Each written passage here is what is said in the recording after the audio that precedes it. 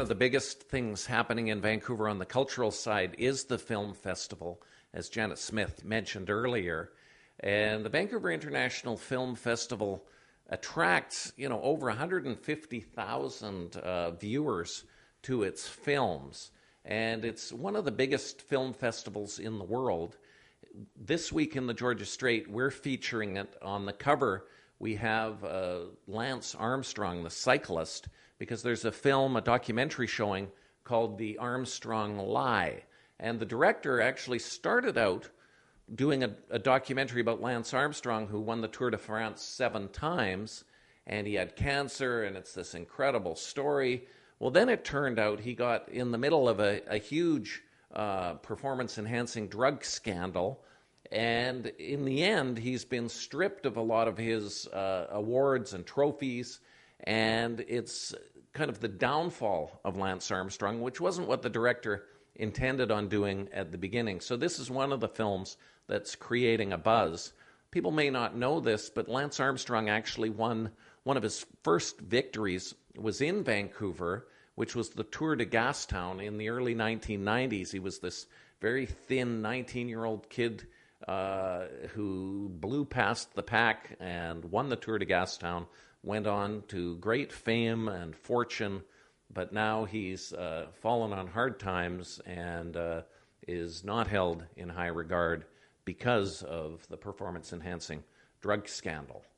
So other films that are being covered, the opening film was called Nebraska, which stars Bruce Dern, and that movie many people are expecting will win an Academy Award. The film festival has also faced a challenge this year because traditionally it used to have a lot of screenings at the Grandview 7 Theatre. But this year the Grandview 7 closed, so they've been spreading the festival around to new venues. Some of the films are playing at the Rio Theatre at the corner of Commercial and Broadway, and then others are playing at SFU, and that's at the SFU Woodwards, because they have possibilities of showing films there.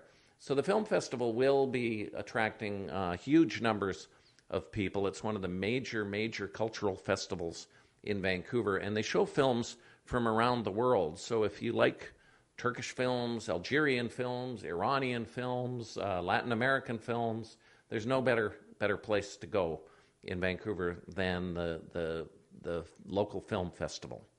So also what's been happening in the news this week is up at City Hall, there was a big controversy over the neighborhood plans. The city's proceeding with 4 plans: Downtown East Side, Marpole, West End, and Grandview Woodland.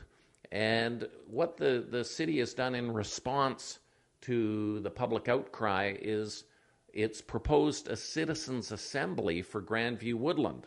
So this would bring in citizens to help advise the planning department on how to proceed.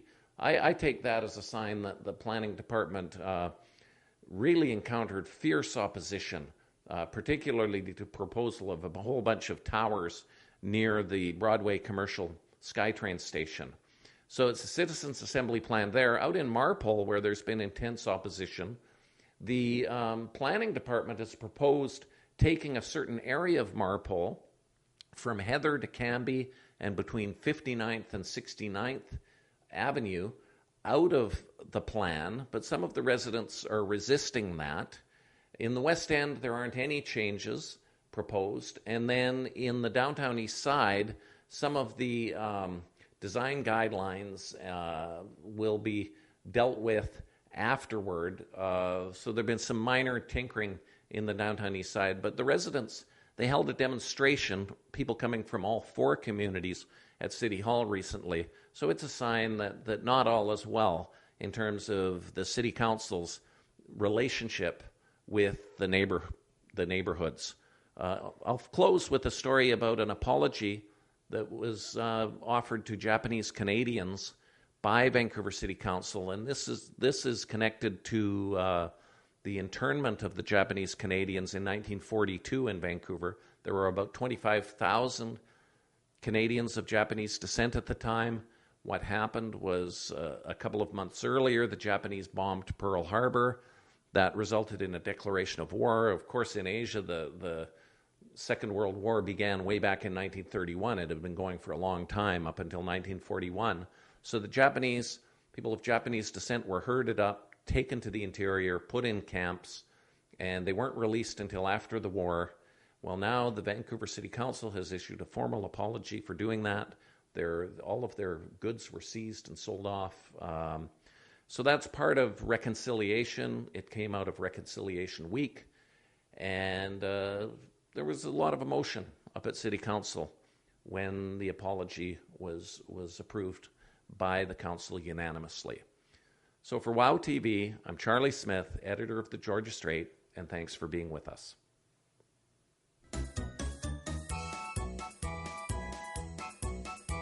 感谢收看今天的大温故事，我们下期再见。